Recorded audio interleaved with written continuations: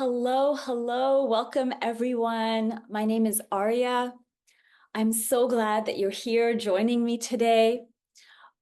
Today's live is it's called What Technology Reminds Us. And while everyone's popping in today, hi, everyone. If you if you're called to, if you want to, I would love for you to, in the comments, tell me your name and let me know what type of device are you joining us from? Like, are you using your phone? Are you using your laptop? Are you, am I in your living room TV screen? Just for fun. It's kind of interesting to, go through our day and see and sort of do a little awareness check around which devices consume, a lot of our energy, where our consciousness is. I was thinking about this today specifically because, like most people, I have emails on my phone and I have emails on my laptop, and I was noticing my physical posture. And along with my posture, how deep my breath is in my body, where when I am like right now, sitting on the floor, doing this like video style of chat, not actively, typing, what the breath and posture difference is when I'm, doing something like this, when I'm sitting, with like one leg up, partially twisted on my desk, or when I'm, outside lying in the grass and doing things on my phone, just where and how our breath and consciousness is. And so it's an interesting moment to look and see what devices we interact with more frequently and what that means for our nervous system, our muscular skeletal system, and our breath. So as you guys are joining here today, I will tell you a bit about myself. I'm Arya. I live in Toronto in Canada, and I serve in the world as an alchemist. And what that means for me is it is a yin or feminine type of spiritual path where I've been trained in a lot of different disciplines and traditions, and I've been very lucky about that, to look and see what type of people, situations, emotions, feelings, experiences are happening around me, and hold the awareness that these are all ingredients that are flowing into the inner cauldron that is my consciousness. And in this cauldron, the mixtures, the level and quality and texture of consciousness that I can hold those experiences with, that then becomes a path of change, a path of alchemy, a path of transformation, if you will. So I'm a herbalist. I work with medical or clinical astrology. And so I use all of these things as elements. And I also work in tech. So I've worked in health tech for 14 years. I had a tech startup years and years ago here in Toronto. And about 10 years ago, I got really sick. I had an autoimmune condition, and that led to sort of a mental psychic break. And I just withdrew from the world, lived in my, little Toronto apartment that I have here, and not knowing what I was doing, sort of self-ignited on this path of self-healing. I remember those years, which was so in contrast to my life before. I used my laptop sparingly. I didn't watch a movie. I didn't take a course. I barely spoke to people. I didn't listen to music. So I had about 3-4 years of minimal device interaction time. I mean, I did because I had to like keep my job. So I did, the bare minimum. But yeah, so that experiences, that being said, I stayed in tech. I never left because, income, girl has to pay rent.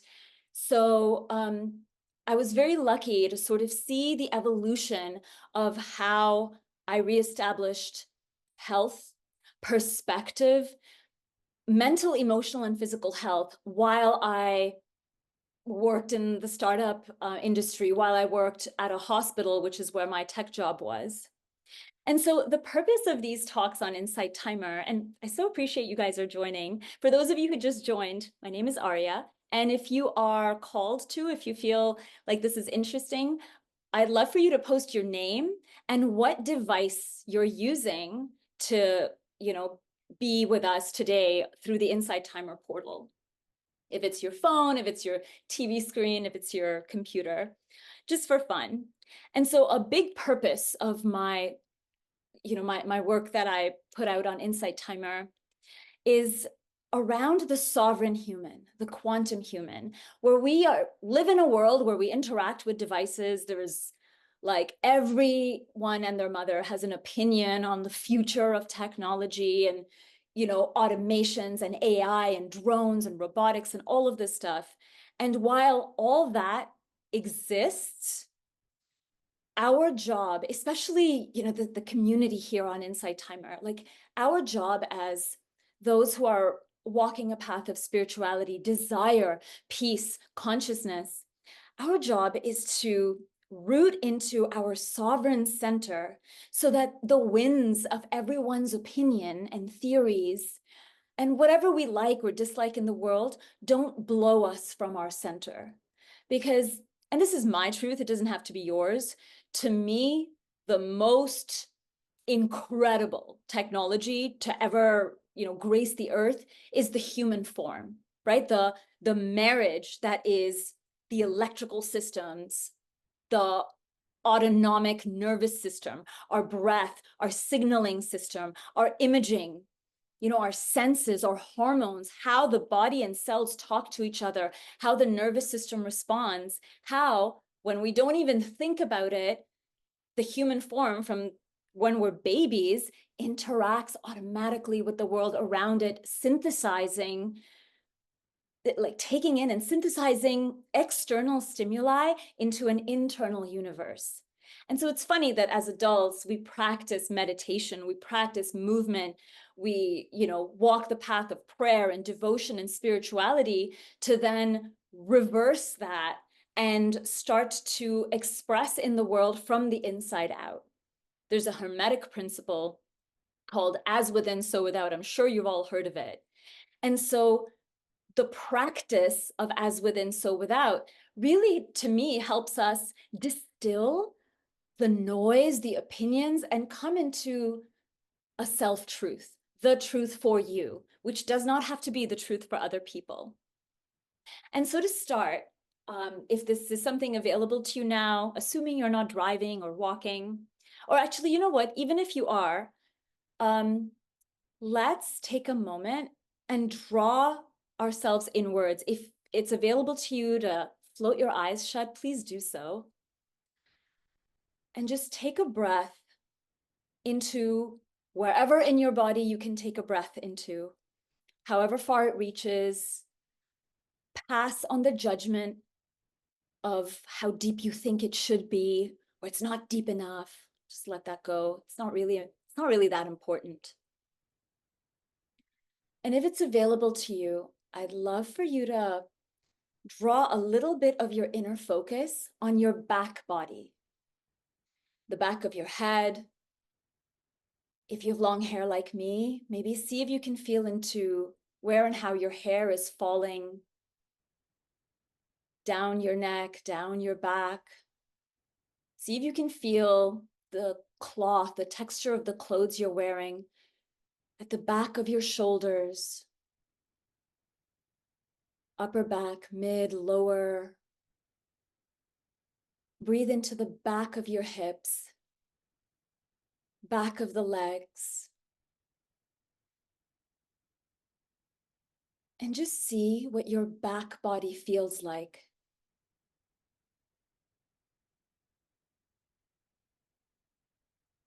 In certain alchemical traditions, the front body is our yang, our electrical, our masculine polarity. This is how we penetrate in the world, how we engage in the world.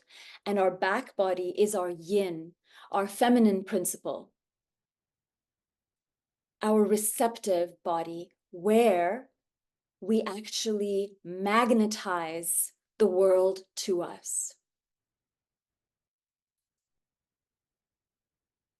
And so as you breathe into your back body, your receptive place, Notice that if simply by breathing into it, you have moved a little bit away from whichever screen you are using. If you have found some safety and some space to move your upper body back, maybe your hips back, to see if maybe your tailbone has adjusted. And if none of that has happened, that is also fine. And as we move through the talk today, I'm going to share some of the synthesis of what technology has reminded me of, what the interaction with everyday tech has brought up, has kicked up in my own consciousness. And some of it will, and some of it will not resonate with you. But I wonder if the invitation here could be to simply, if you've chosen to, share this time with me for the next 40 minutes or so, and if you're choosing to stay, to see what resonates and what doesn't, not mentally, but in your body. So when I share experiences, it might be helpful for you to do a quick breath check and see if you have similar experiences that your body remembers. If it's something you are attracted to, if it's something you want to push away from, if bringing up a certain word or a certain context creates contraction in your belly or your heart or heaviness somewhere, notice it and breathe through it. So one of the things with tech, it's really interesting. This may be different in your world. In my world, because I work with tons of software developers, systems engineers, people who use ChatGPT to code. It's called vibe coding. And in my world, there's a very excitable, almost like an adolescent joy associated with the world taking over AI. That is not my experience. That is not my vibe at all. I sort of eye roll because like to me, consciousness is the juicy, amazing part. To me, it's physical lived experiences or the exploration of why we as humans have certain mental models and how, is it trauma-based or is it love-based? And, that sort of inner exploration. But that's just me. And I'm certainly a rarity amidst my colleagues. But again, as an alchemist, this is who is in my orbit, right? So when they share their opinions, which are in abundance, my job then becomes to actually see what is true for me and what is not true for me. So I'll start off with this fun story because I asked my mother, who is 70 now in 2024. I asked her, back in the 90s, she worked as a secretary, as an admin assistant. And so I was talking to her, and she'd worked in that role like even through the 80s. And obviously, if you can imagine what office technology was back then, right? There was typewriter, like there were electrical typewriters. I think she even used manual typewriters.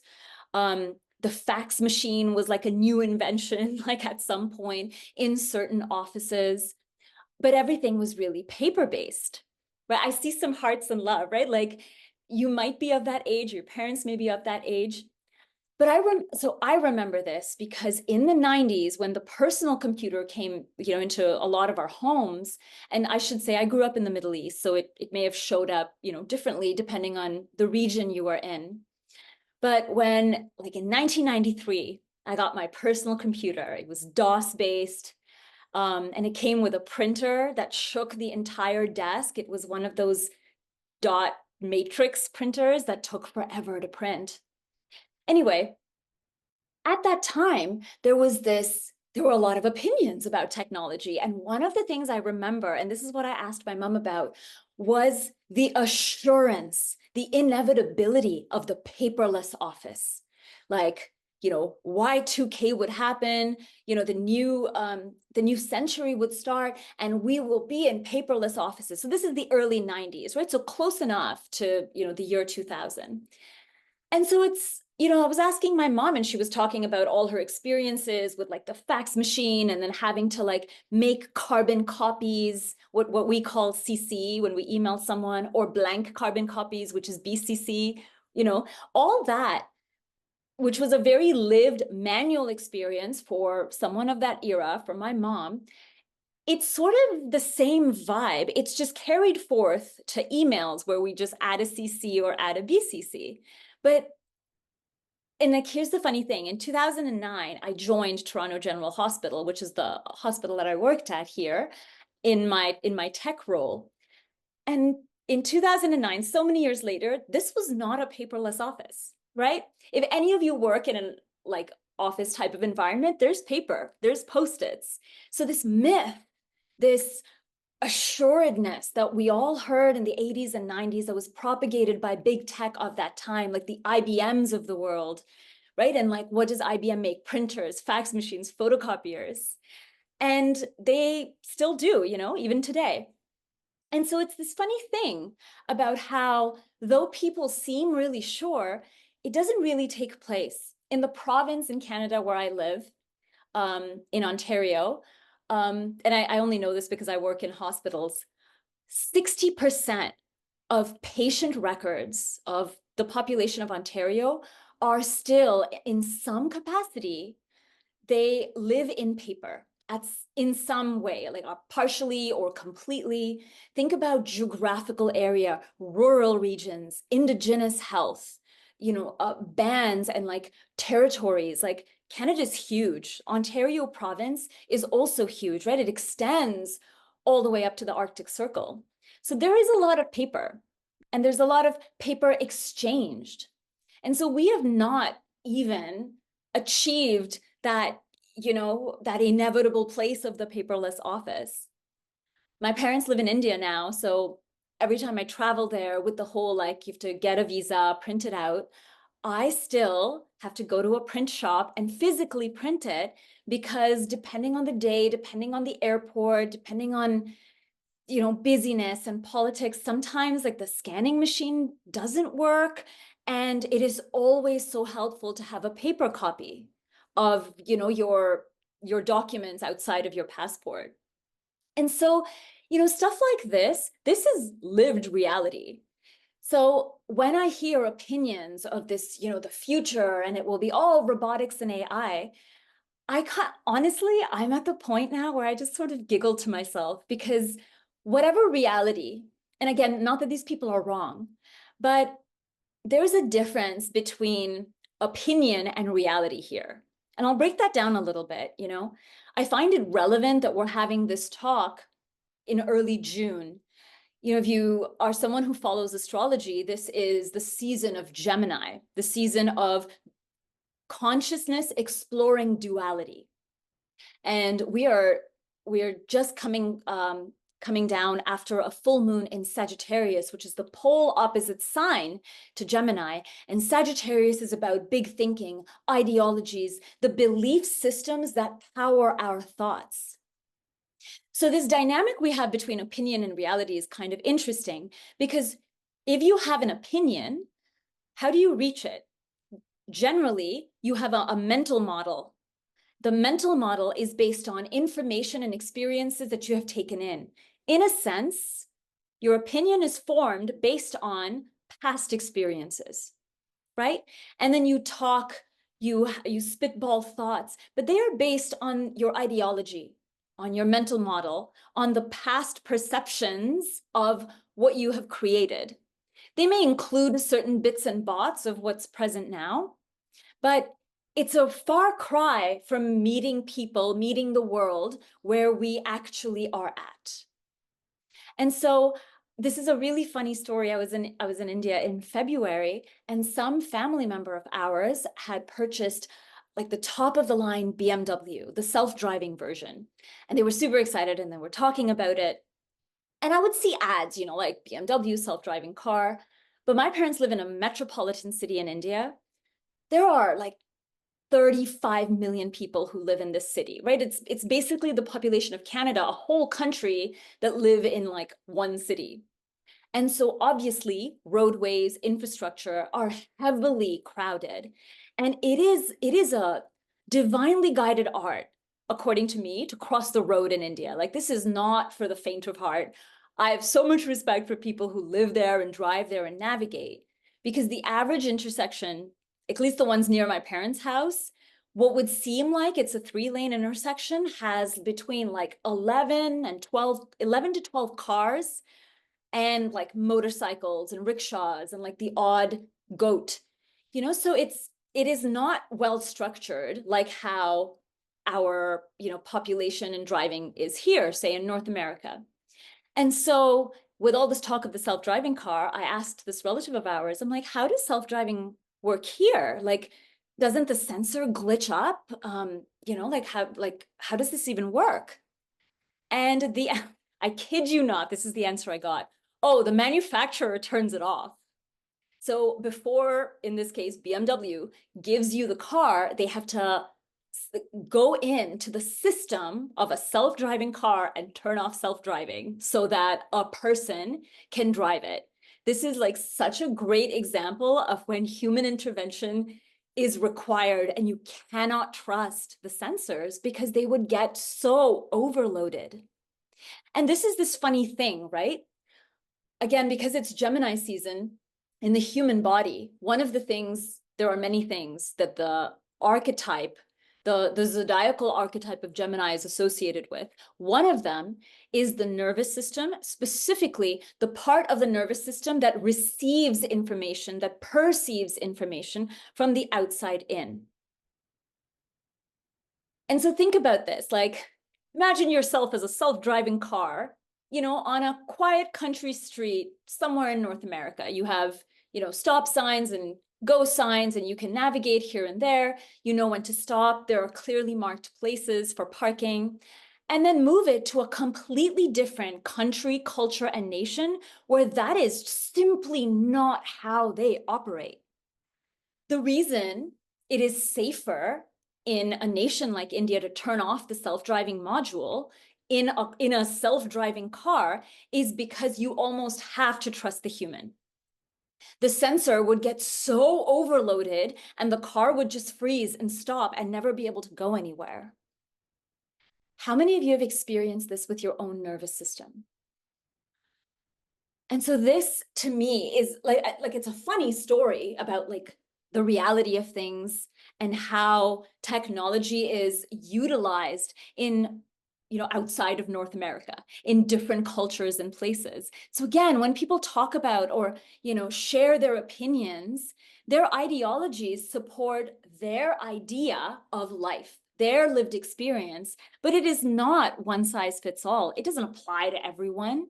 So when you hear people say things, especially, the big opinion leaders, it's not that they're incorrect.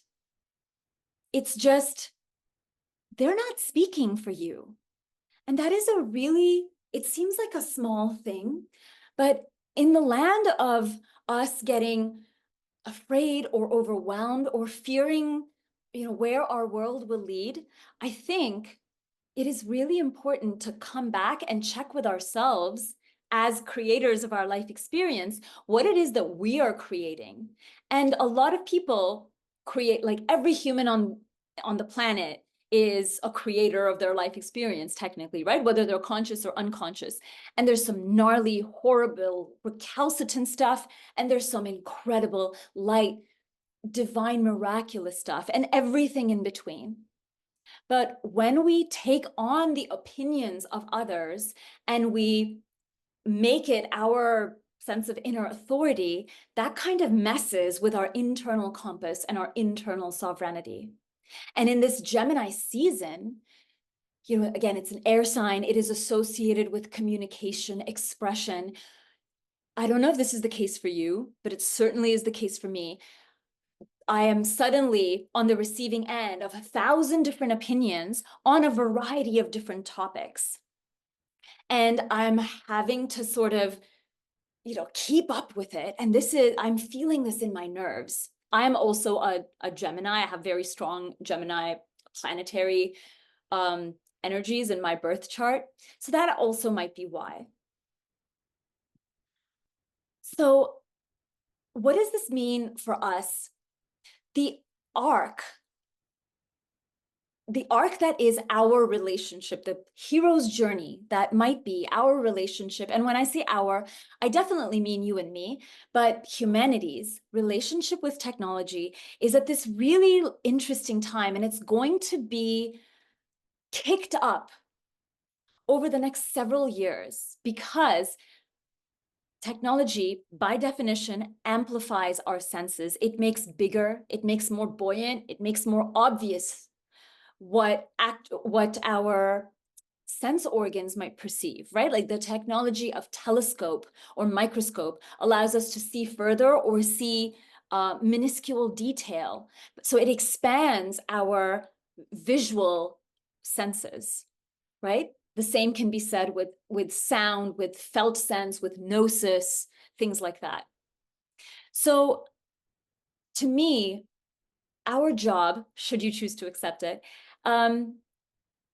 when those of us, like you and I, who are exploring spirituality, exploring what our minds, our hearts, our toroidal field, our energy, our manifestation, our creation is truly capable of in harmony, that's gonna kick up some contrast when we are interacting with technology. And when I say interacting with technology, I mean kind of what you and I are doing now. You're listening to something from a voice that is not coming from a person physically present, right? Like you can't smell me, you can't reach out and touch me.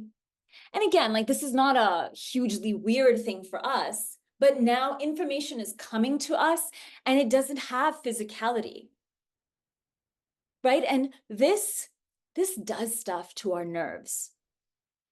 So in order to navigate the massive ups and downs that will be our relationship with tech, that will be things we hear on the news that are really scary and damaging and ethically questionable, and then other things we hear that are amazing and expansive and just so darn cool.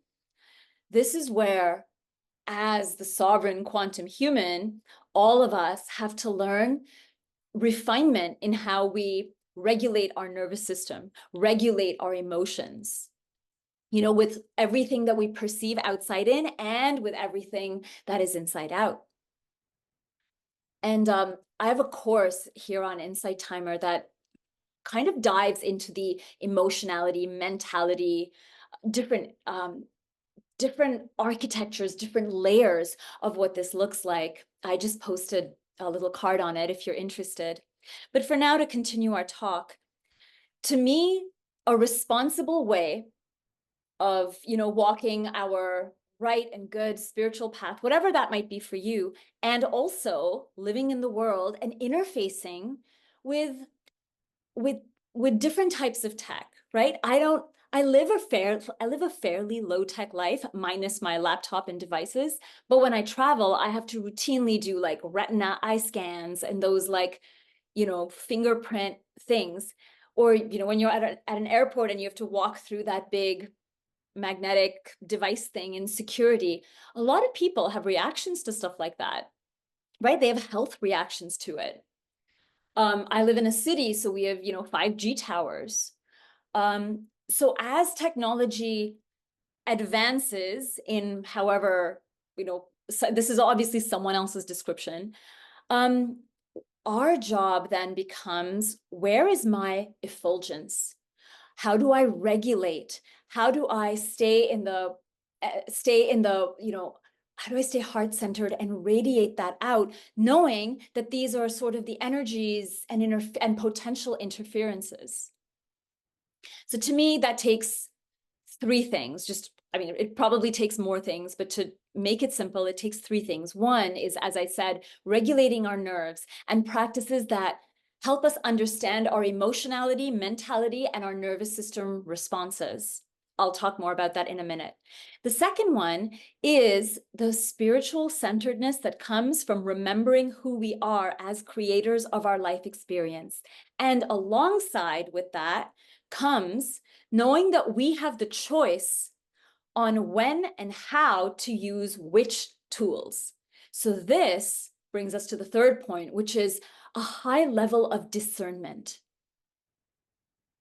This is certainly, discerning and distilling our essential truths and what we value in the world, but it's also what technologies are we using for what purpose, right? Because if your purpose is like you're exhausted today and you just want to disconnect from the world and not think about anything, and you choose to binge watch shows, I actually don't think that's the worst thing in the world, because as long as you are conscious that that is why you are doing the action that you are doing, and then utilizing the software that is whatever streaming software you use and the device that you're using. Consciousness unto itself, when we can draw in our own loving consciousness to wherever we are, even if it's not spiritual or not great, that in itself is like pulling in a golden thread of acceptance. At least that's been my experience. Now, these three things that I listed, these are huge, right? There are spiritual practices unto themselves. So how do we do this today? I'll share how I do it. A lot of it for me revolves around nervous system health. And nervous system health is something that is not one thing at one time, right? Every cell in our body is like trillions of cells make up the human body. These trillions of cells communicate with each other constantly, even when we're sleeping. Then there's a level of communication with everything around us, right? Plants, air, temperature, heat, and the entire living life force that is my body is now interacting with everything around it. And that's the same with you. So nervous system health is something that we, at least according to me, it's something that our consciousness can help with, our breath can help with, and our everyday tiny microscopic choices can actually help with. Certainly a large transformational weekend, a silent retreat, a longer meditation can absolutely help with that. My interest, and this is not to not do that, this is more in addition to it. Like when I'm typing emails, when I'm out walking, and I'm also like looking to see when the next bus is, when I'm stuck in traffic, sitting inside what is often now, cars have like all these sensors now, like you're sitting inside a device. Where am I? Who am I? How is my breath? How is my consciousness in those tiny microscopic moments? Because, and everyone has different experiences. When I had my health crisis, I experienced transformation like this lightning moment. Like there was a before and there was an after, and there was a clear event that took place that differentiated. And now I'm never going to be the same again. Not everyone has to suffer through ill health, but many people feel that way when they go on retreats, when they, do courses on spirituality or things like that. And the other way we can bring transformation into our lives is by making these micro adjustments in our day.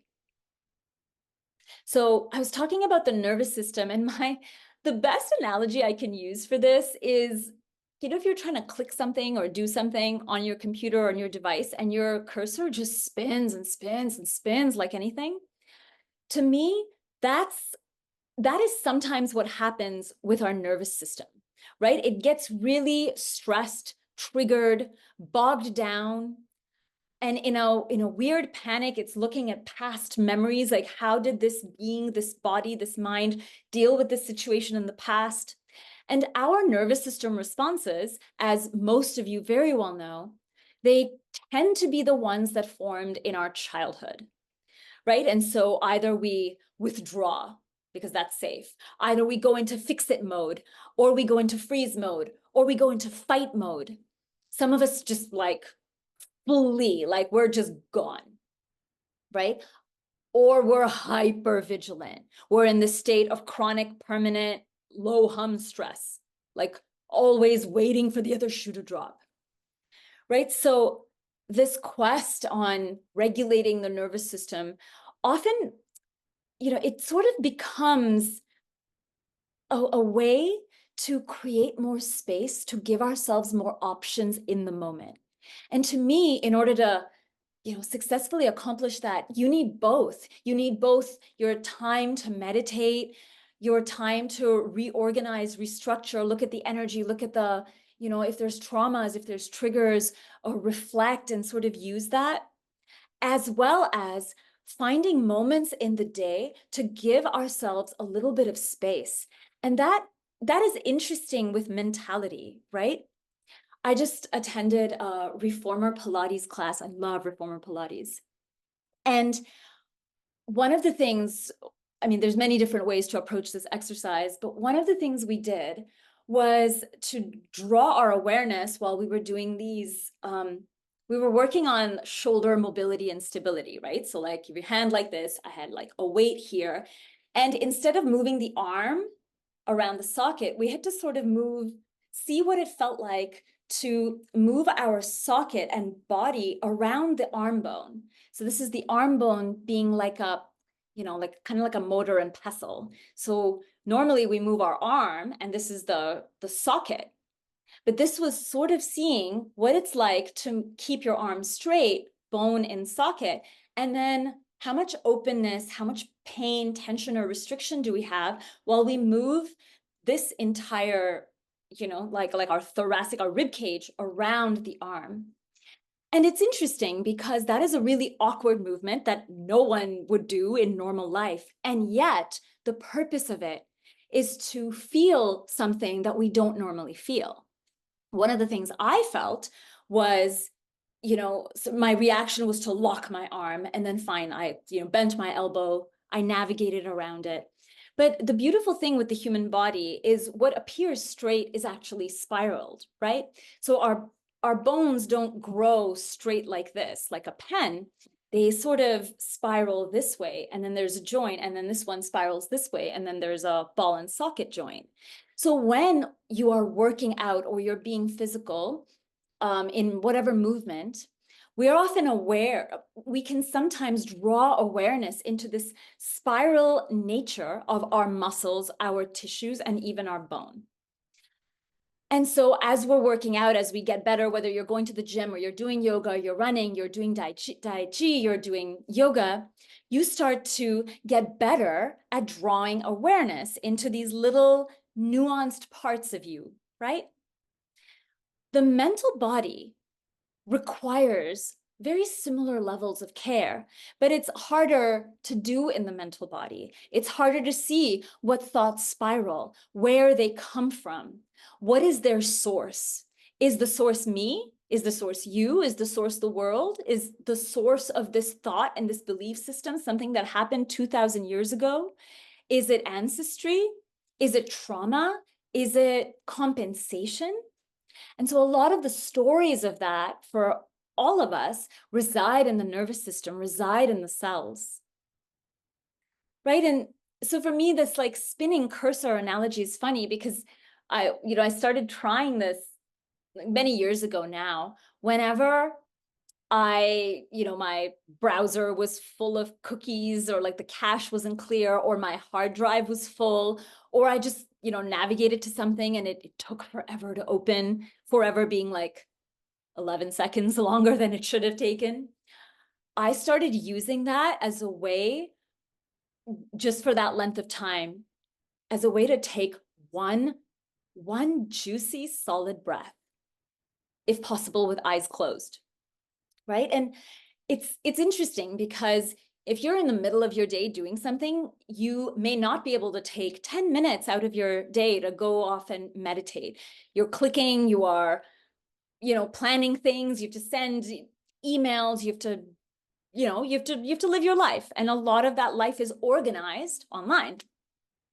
And so my way of doing this was to take those, what I call spinning cursor moments, and taking one good quality breath into my body, creating a little bit of separation from the thing I am doing and feeling into my beingness.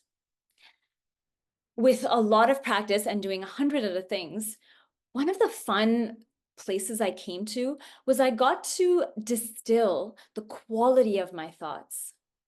And this is interesting, right? Because when we're busy and we're typing away or we're organizing and planning and people are messaging us, or you're doing work, you're creating something, you're making music, you're writing, whatever it is that you're doing, our breath tends to get shallow, right? I asked some of you guys like what devices you're using to work to join this particular live on Insight Timer, because for some of us, the device we're using, how we're holding it, how we're sitting, impacts our posture, impacts our breath.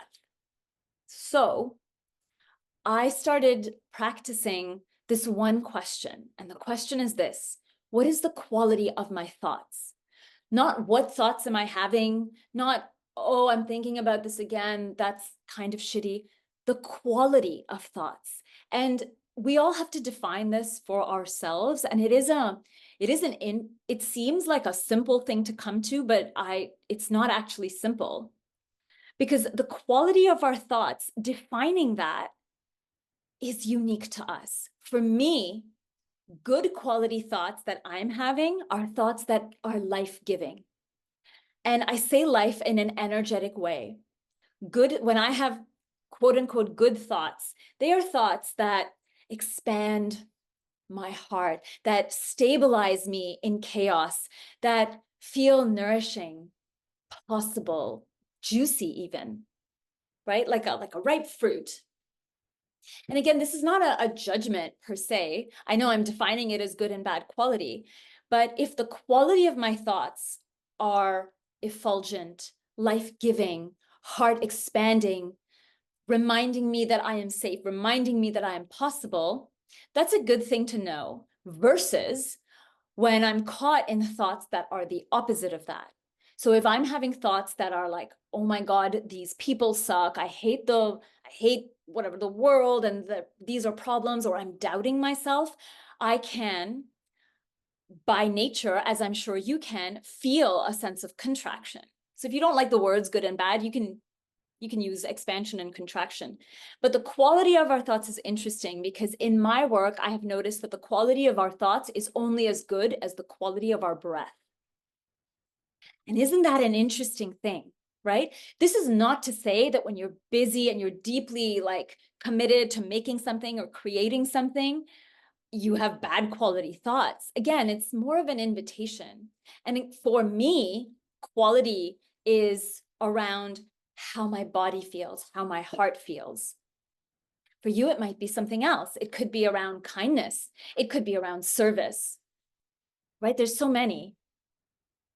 So the invitation for me is always inward. And just one thing, going back to that spinning cursor moment, for me, it invites me into an awareness of my breath and my nervous system.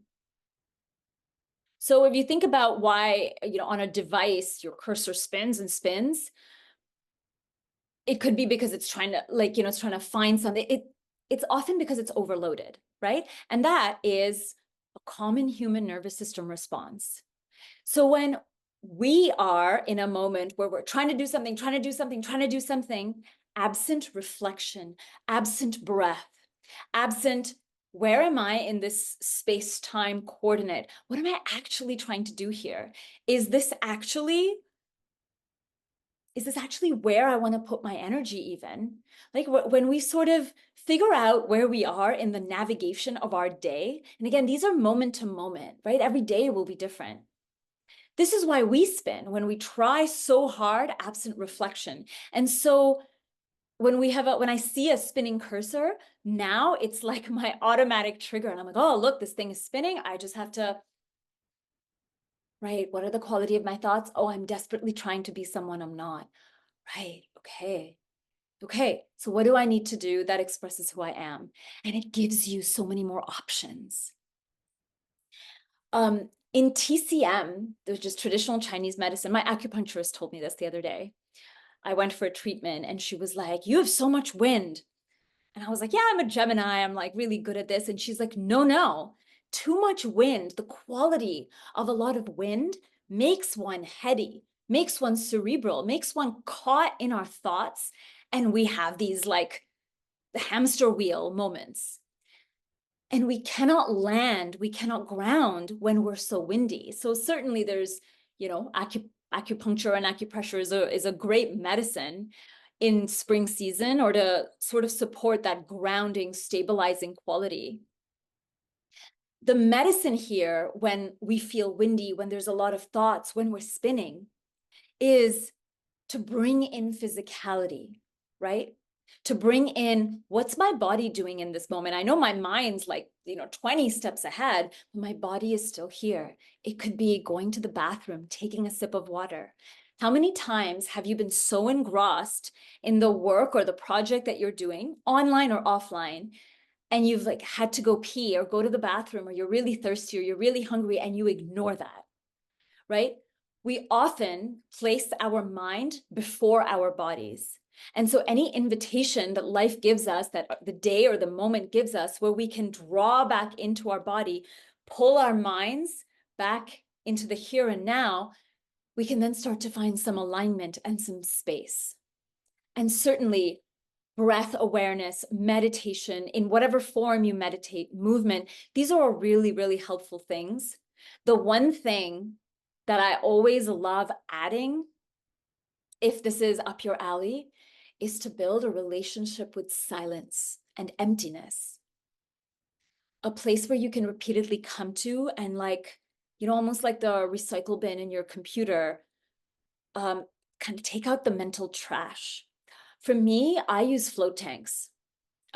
If you're not familiar, float tanks are these sensory deprivation chambers. They're very common in my city. Depending on where you are, they may or may not be.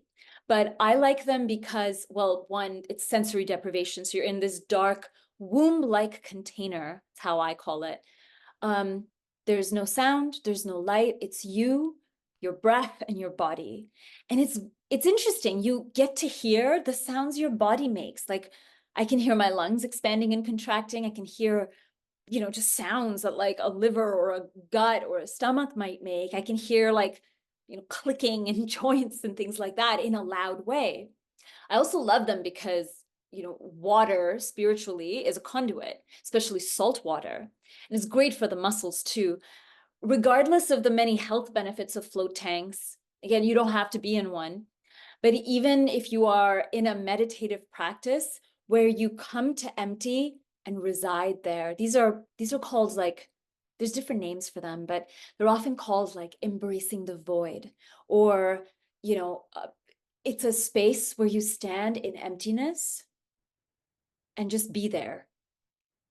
And that is really important as a complement, as a contrast to loud noises, opinions, and thoughts that are a reality of so much of our day, right? Because what is our goal with spirituality? Why do all of us walk the spiritual path? Yes, we want to live and love better.